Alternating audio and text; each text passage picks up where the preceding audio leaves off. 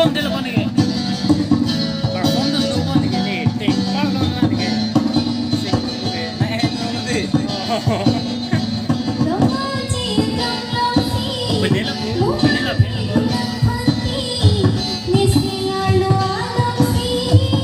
Pasti bolong baik lah kami. Nah, tuh nih mereka lagi sih kamu nih.